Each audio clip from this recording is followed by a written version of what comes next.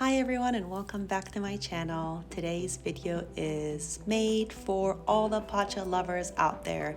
I'm one of those people that love Pacha and I make it at least once or twice a year. And if you are not familiar with Pacha, it's basically beef tripe, stuffed beef tripe and some mumbar casing that's stuffed with rice, meat, and some spices and lots of beef broth. That is super good for you and delicious at the same time. So let's get started. I will show you what you will need to get started with this recipe. We will need the following items. I bought honeycomb beef tripe, beef oxtail, beef feet, lamb tongue, chickpeas, and then beef mumbar casing. And I also bought lots of neck bones, beef neck bones and I'm just gonna open the box, show you what it looks like here. We're gonna need to wash this. I've already washed this once and now I'm going to soak it with lemon. Soak it in half a cup of lemon and then add water, cover it with water and leave it soaked for the next 30 minutes. After 30 minutes, I'm going to need to rinse it, wash it and rinse it very well. And then repeat the same process, but this time I'm using vinegar, white vinegar, 1 cup of white vinegar, and I'm going to fill it up with water and leave it for an additional 30 minutes. And this is after 30 minutes. I'm going to wash it again, rinse it and wash it, and then I dried it and I'm going to flip it over and there's tiny hairs that we need to remove with a tweezer. So get it really close to you and remove any tiny hairs that you might see in there. After you do that, you're going to flip it over and check it out and make sure if there's any extra fat, any thick layers of fat we're gonna get rid of. Just follow what I'm doing and be gentle because you could easily break it and we don't want to poke any holes into it because I'm planning on cutting it into pieces, like not pieces, into pockets because similar to this, pockets where I'm going to sew them and then I'm planning on stuffing them with rice and meat and the spices, and you will see in a bit.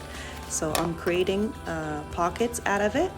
And this, whatever you could come up with, this is good. This is I'm gonna end up with like 6 pockets and I'm gonna end up sewing these, and then the extra pieces you don't throw them away, you just cut them into tiny pieces and you're gonna use them into your pacha stew. So I'm going to sew it right now with a needle and a thread. Make sure you double your thread, and then and when you're stitching, make sure the stitches are close to each other. Don't make them too wide when you're sewing it. That way the rice doesn't come out of your the pocket that you're creating.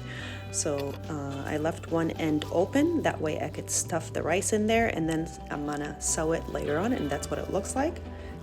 And I will also be using all the small pieces to make my beef broth with it. And here's some more examples for you. So I leave one end open, but I will end up stitching that. So now for the mumbar casing, it comes packed with salt. Be sure to get rid of all the salt and wash. And I have to cut each one into like a 14-inch size.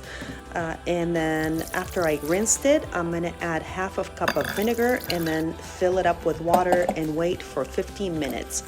After 15 minutes, you're going to wash and rinse each mumbar casing and flip them inside out in front of the water, and just kind of follow what I'm doing here. It's very important that you do this for each one. Now, after we're done, we're going to repeat the same process. There's 14 of them. I added half a cup of vinegar again, filled it up with water and some salt, soaked it for 15 minutes one more time. After 15 minutes, I'm gonna rinse them, and now I'm gonna repeat the same process. I will be flipping each mumbar casing and then washing them at the same time in the water because it's easier that way for me. And here we are after we're done, and this is the feet. So we were gonna get rid of anything that doesn't look right, that has hair in it. And then of course, if you look at it close enough, there's tiny hairs that you can't see, but you have to get it close enough. So with your knife, just scrape off anything you see, and you do that on each one of them, one by one.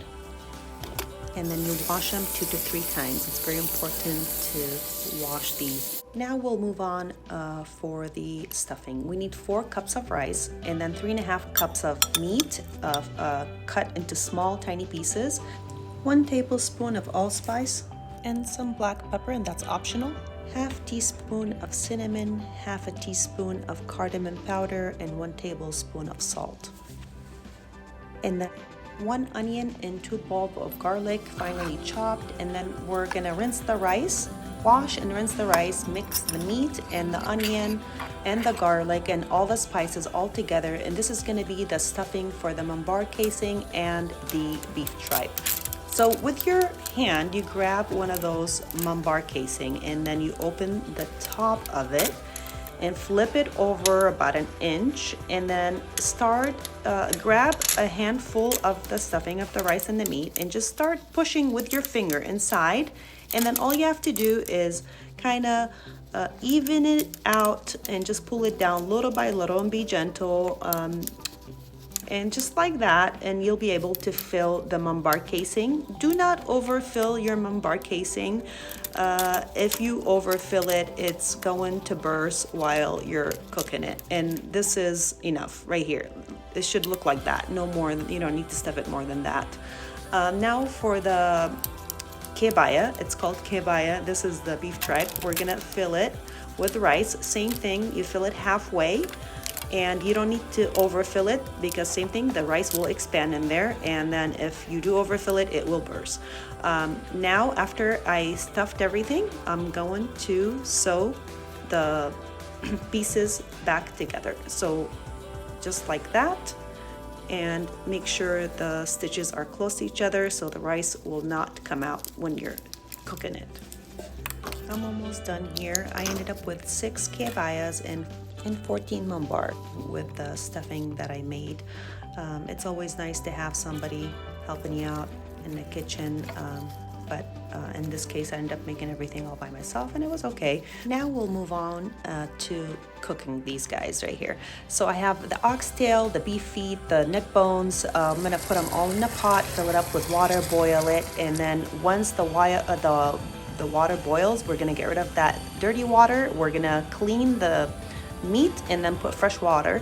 Meanwhile, I'm gonna have breakfast. I made some sourdough bread and also the cheese that I made, and I have raw honey.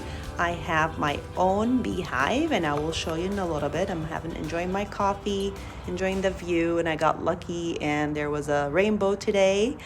There it is, very small rainbow. And here's my beehive. And now the water that I was talking about, we need to get rid of all that, wash all the meat, and then separate them in 2 separate pots because I'm gonna cook the khebia separate and the mumbar separate. I also have the garbanzo beans soaked in water overnight, some salt, turmeric, garlic, and some cinnamon. I have onion, cardamom seeds, some bay leaves, and some dried lemon. And I also have red peppers. So I separated the 2, same thing. I'm gonna add, this is for the khebia. I'm gonna do this outside. I added all that, and this is another pot inside in the kitchen, and I'm doing the same thing. Since I separated all the meats, I'm adding the same amount of everything. And I'm gonna add the garlic as well. And I'm gonna wait for the water to heat up a little, and I'm adding the mumbar to it. And make sure the water is a little warm before adding it. So it takes about 2 hours for the mumbar to cook. All you need is 1 hour of medium heat and 1 hour of high heat. And this is after 2 hours and it is ready. And you could check it by taking a piece and poking your fork in it. And if it cuts easily, and it's ready. There we go, we're done with that. That was the mumbar. By the way, I'm cooking everything at the same time, but I was able to separate the video for you so you don't get confused. Same thing, the water is boiling a little bit, like warmed up a little. I added the beef tripe, and now I'm adding the garbanzo beans that I soaked overnight, and then I'm adding a tiny spoon of turmeric and some salt, and then make sure you get rid of all that white foam on top. And it takes about 3 hours for this to cook. This is about 3 hours here, and everything is all done. all I have left is the lamb tongue, and I'm going to show you. I'm going to make it separate because I don't like to mix it with my pacha. And here we go. So same thing, we're gonna put fresh water, boil it, get rid of the dirty water, put fresh water again, turn it on high heat, and then for 3 hours. If we lose any water, we'll add some more water. I'm adding some salt, bay leaves, cinnamon stick, and adding a little bit of black pepper. And all I have to do is wait for 3 hours. Like I said, if we just need to make sure it's covered with water. And this is after 3 hours, and I'm gonna take a piece and I will show you how you can tell if it's cooked or not. I'm basically gonna poke my spoon into one of those, and if my spoon goes through easily, it's cooked. If it doesn't, if it's still rubbery, you have to put it back. But in this case, it's cooked. And you cannot eat it that way, so you basically have to de-skin it, get rid of all that skin and get rid of all that extra fat that was on the side. I don't eat that. It's so this is what you could eat, and now we're all done. And this is the moment that we have all been waiting for. I've already had some. It is so good. I can't explain how good it is.